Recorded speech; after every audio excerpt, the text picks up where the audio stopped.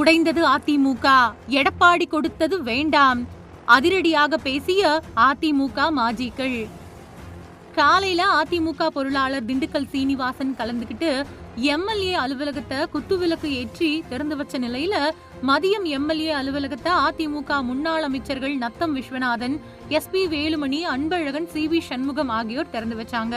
அதுக்கு பின்னாடி செய்தியாளர்களை சந்திச்ச அதிமுக முன்னாள் நத்தம் விஸ்வநாதன், எடப்பாடி பழனிசாமி பொறுப்பேற்ற பின்னாடி 134 இருந்த எம்எல்ஏக்களோட எண்ணிக்கை சரிஞ்சு நாடாளுமன்ற உறுப்பினர்களோட எண்ணிக்கை 0 ஆனது அப்படின்னு கடுமையா சாடியிருக்காரு. திண்டுக்கல் மாவட்டம் பழனி சண்முகபுரம் உழவர் சந்தை பக்கத்துல அமைஞ்சிருக்கக்கூடிய பழனி சட்டமன்ற உறுப்பினர் அலுவலகம் கடந்த 2 மாதங்களா பராமரிப்பு பணிகள் மேற்கொள்ளப்பட்டு புதிய பொலிவோட தயார் செய்யப்பட்டது. தொகுதி மக்களோட குறைகளை கேட்டறிஞ்சு அதை உடனுக்குடன் நிவர்த்தி செய்யக்கூடிய வகையில புதுப்பிக்கப்பட்ட இந்த அலுவலகத்துக்கு அதிகாரப்பூர்வ திறப்பு விழா ரொம்பவே சிறப்பா நடைபெற்றது. இந்த நிகழ்ச்சியில அதிமுக கழகத்தோட பொருளாளர் திண்டுக்கல் சீனிவாசன் காலையில குத்துவிளக்கு ஏற்றி திறந்து வச்சாரு. அதுக்கு பின்னாடி மதியம் அதிமுக மூத்த தலைவர்களும் முன்னாள் அமைச்சர்களுமான நத்தம் விஸ்வநாதன், CV சண்முகம், அப்புறம் KP முனுசாமி ஆகிய 3 பேரும் ஒரே கார்ல வருகை தந்தாங்க. அதை தொடர்ந்து முன்னாள் அமைச்சர் SP வேலுமணி வருகை கொடுத்தாரு.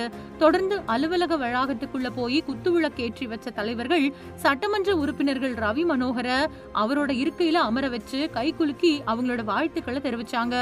அதை தொடர்ந்து MLA ரவி மனோகர், மூத்த தலைவர்களான Natham Viswanathan, CV Shanmugam, SP Velumani, KB Anbazhagan உள்ளிட்ட முன்னாள் அமைச்சர்களோட காலில் விழுந்து ஆசீர்வாதம் பெற்றாரு. வருகை தந்த முன்னாள் அமைச்சர்கள் அனைவருக்கும் ரவி மனோகரன் சால்வை அணிவிச்சு தன்னோட நன்றியையும் மரியாதையும் தெரிவிச்சிட்டாரு.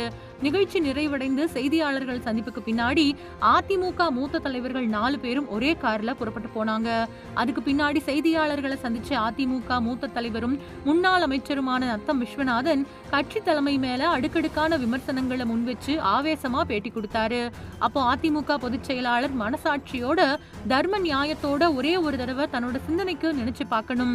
புரட்சி தலைவி அம்மா மறைஞ்சப்போ அதிமுகவுக்கு 134 சட்டமன்ற உறுப்பினர்களும் 50க்கும் மேற்பட்ட நாடாளுமன்ற உறுப்பினர்களும் இருந்தாங்க. அவ்வளோ பெரிய பலத்தோட தான் அம்மா ஆட்சியை விட்டுட்டு போனாங்க. ஆனா எடப்பாடி பழனிசாமி கட்சியோட பொறுப்பை ஏத்துக்கிட்டதுக்கு பின்னாடி 134 இருந்த சட்டமன்ற உறுப்பினர்களோட எண்ணிக்கை அடுத்த தேர்தல்ல 65 குறைஞ்சது. 65 இருந்த எண்ணிக்கை 47 சரிஞ்சது. 50 இருந்த நாடாளுமன்ற உறுப்பினர்களோட எண்ணிக்கை 0 ஆயிடுச்சு. இந்தியாவிலேயே 3வது பெரிய அரசியல் கட்சியா இருந்த அதிமுக இவர் பொறுப்பேற்றுக்கிட்டதுக்கு பின்னாடி நாளுக்கு நாள் தேஞ்சுக்கிட்டே வருது. கழுத தேஞ்சு கட்டெரும்பான கதை அப்படின்னு சொல்லுவாங்களே, அது மாதிரிதான் இவரோட தலைமையில அதிமுகவோட நிலைமை மாறி இருக்கு. இவர் பொறுப்பேற்றது அதிமுகவோட வளர்ச்சியா இல்ல தளர்ச்சியா அப்படிங்கறத தலைமை சிந்திச்சு பார்க்கணும். நாங்க பல நல்ல ஆலோசனைகளை சொன்னோம், ஆனா அவர் கேட்கவே இல்ல. தேர்தல் வரக்கூடும், அரசியல்ல எது வேணாலும் நடக்கலாம், பொறுத்திருந்து பார்க்கலாம் அப்படின்னு சொன்னாரு. அதுக்கு பின்னாடி செய்தியாளர்கள் கிட்ட பேசின அதிமுக மூத்த தலைவர் SP வேலுமணி தலைமை அறிவிச்ச புதிய பதவிகளை ஏற்க மறுத்து கடிதம் கொடுத்திருக்கிறதா சொன்னாரு. அது மட்டும் இல்லாம தோல்விகள் பத்தி ஆராயாம நிர்வாகிகளை நீக்கிறத கண்டிச்ச அவரு சசிகலா, TTV தினகரன் உள்ளிட்ட அனைவரையும் ஒருங்கிணைச்சா மட்டும்தான் மறுபடியும் கட்சி எழுச்சி பெறும்.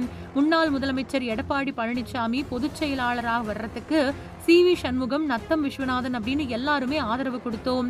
பழைய பொறுப்புகள் அப்படியே தொடரும் அப்படிங்கிற வாக்குறுதியின் பேர்ல தான் இணைஞ்சு பணியாற்றினோம். ஆனா சொன்ன வார்த்தை காப்பாற்றப்படல. நாடாளுமன்ற தேர்தல் தோல்வி பத்தி ஆராய பொதுக்குழுவை கூட்டணும் அப்படின்னும் முடிவுகளை எடுக்க கமிட்டி அமைக்கணும் அப்படின்னும் வலியுறுத்தணும். ஆனா தோல்விகளை ஆராயாம தினமும் 200க்கும் மேற்பட்ட பொதுக்குழு செயற்குழு உறுப்பினர்களை கட்சியில இருந்து நீக்கிக்கிட்டே இருக்காரு அப்படின்னு சொல்லியிருக்காரு.